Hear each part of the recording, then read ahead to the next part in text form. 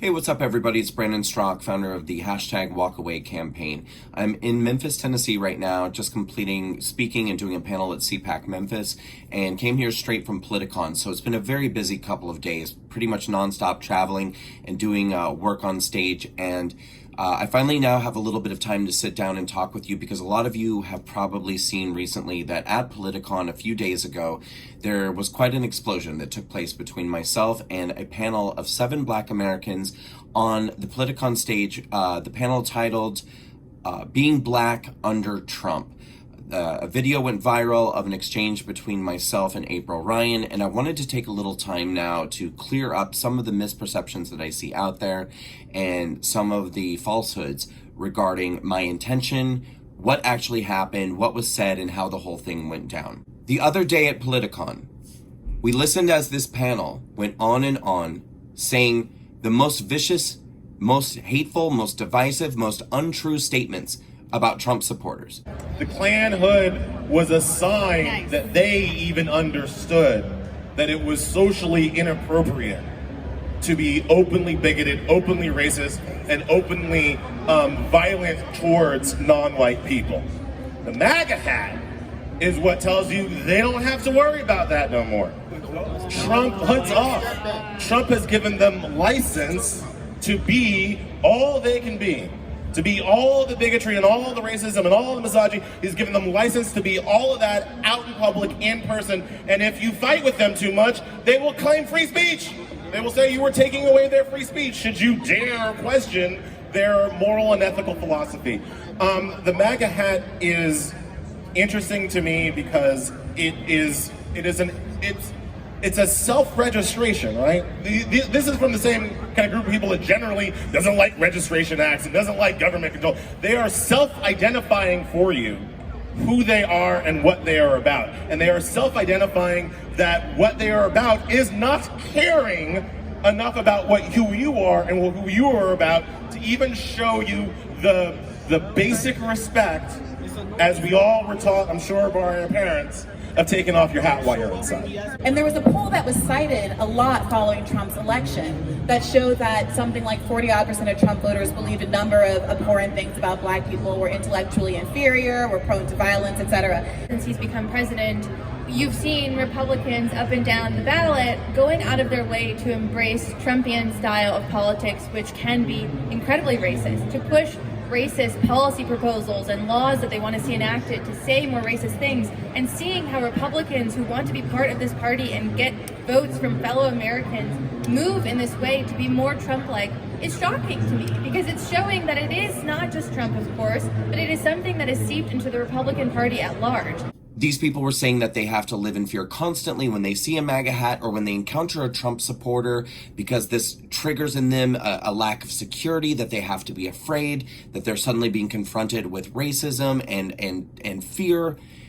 And those of us in the audience, which were probably, I would say, 20% who are Republicans or on the conservative side or Trump supporters, we're listening to this, becoming increasingly agitated and increasingly upset, because everything that they were saying about us, about Trump supporters, about the president was, of course, untrue.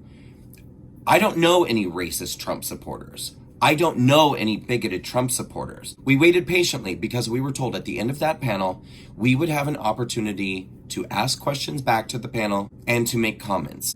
You can only imagine our shock and our anger when at the end of their comments, the panelists stood up, not honoring their promise to allow us to comment and question back, simply stood up and said, "That's all, we're leaving." One team, one fight.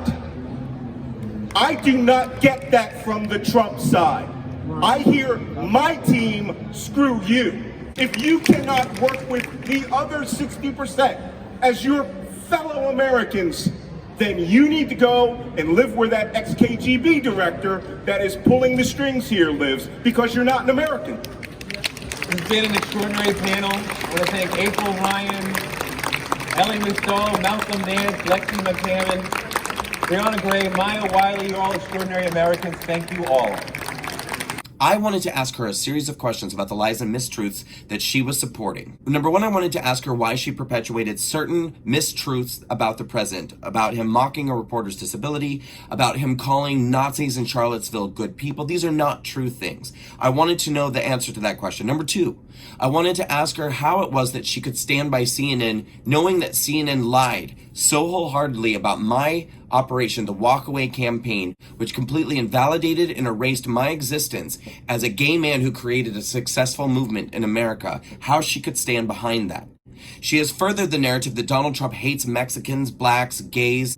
April Ryan, make no mistake, is a liar and a fearmonger, and she is not a friend to black, brown, LGBT, or any minority class of Americans. Because April Ryan only has a job if minority classes of people stay afraid and stay under control. These are the people that claim to care about minorities in this country.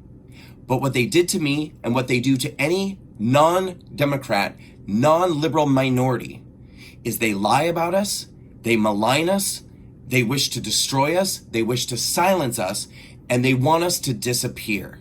April Ryan wants you to be afraid. CNN wants you to be afraid. If you are a black or brown or LGBT American, these people are out of a job if you stop being scared. If you for one moment start thinking for yourself and thinking, maybe despite the color of my skin, my sexual orientation, my gender, whatever it be, maybe I don't have to be afraid in this country. Maybe I have an equal shot. Maybe I can make something out of my life and pursue the American dream, and I'm not inhibited by any of these factors that have to do with my identity. If you start believing that and acting upon that, April Ryan is out of a job. CNN is out of a job. They are controlling the thoughts and behaviors of minorities in this country by manipulating fear. It is their business. This is what they do. And April Ryan has engaged in so much lying and so much falsehood while claiming to be a victim herself. This woman has made a fabulous career for herself. She's made a lot of money. She's extremely successful. And yet she wants you to believe that the color of her skin and her gender makes her a victim and that she is a part of a class that cannot succeed in this country. Her job is telling people lies that they don't have a chance. Now you tell me, is that a group of people or a party or a political movement that wants to see minorities in this country succeed? Or is this a group of people that wants to control minorities in this country if they get out of line? As I was about to approach the microphone, another gentleman, a black Trump supporter, quickly approached the microphone before me and engaged in a very emotional display with the panel.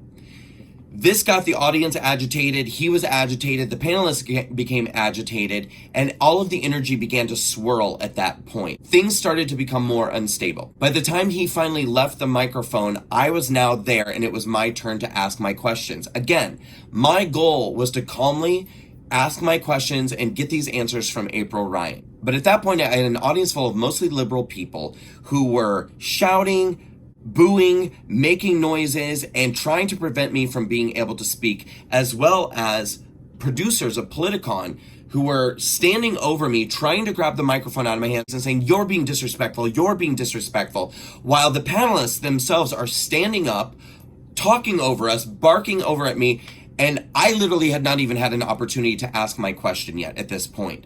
So at that point is when the camera started rolling, and that is the footage that you saw. Now, to be clear, I don't love that I called April Ryan sweetheart. You don't want this. Hold on, y'all. You're the one walking away, sweetheart. That's a moment I wish I could remove because I don't think it added anything to the conversation, and I don't think that it was germane to anything that I had to say or anything that I wanted to ask. But what I take issue with greatly is that since this video has come out, all of the people on that panel have been tweeting about me and tweeting about the episode, saying that this was a staged ambush, that I talked to April Ryan like a racist, a white supremacist, a Nazi. Someone even said I spoke to her like I was her slave owner.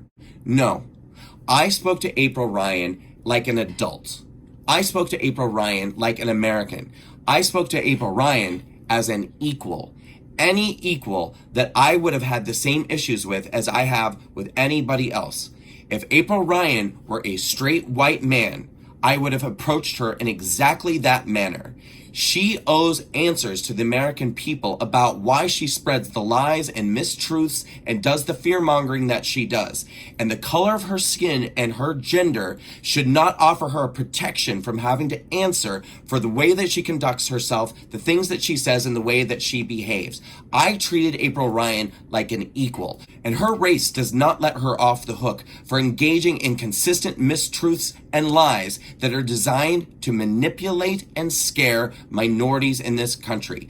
April Ryan should answer for that, and I do not regret holding her to the fire.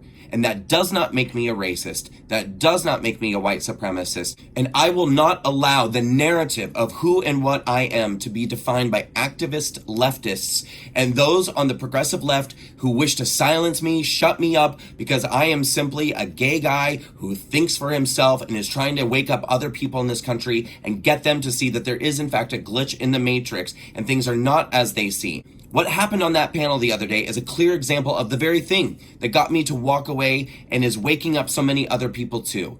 Because people see the identity politics, they see the ways in which they're being manipulated and controlled. They are seeing the ways in which this victim narrative is being spread in this country.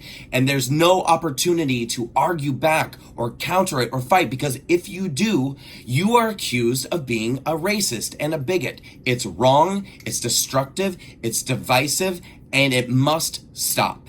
And it must be confronted, which is why I have no regret for what I did whatsoever. One of the things I have dedicated myself to with the Walk Away campaign, among so many other things, is traveling the country and talking to minority communities and doing these town halls for the Black community, Hispanic community, Jewish community, LGBT community, and so many more. And let these people know you don't have to be a Democrat. You don't have to fall for the lies of CNN. You don't have to be a socialist. You don't have to be a liberal. You don't have to be a leftist or a progressive. You have a choice. Turn off the lies. Turn off CNN, turn off the liberal media, and think for yourself. Do your own research, and stop believing that people who wish to give you a different perspective or shut down those who are trying to fearmonger, race bait, and tell you lies are racists. We're not racists. We're not bigots.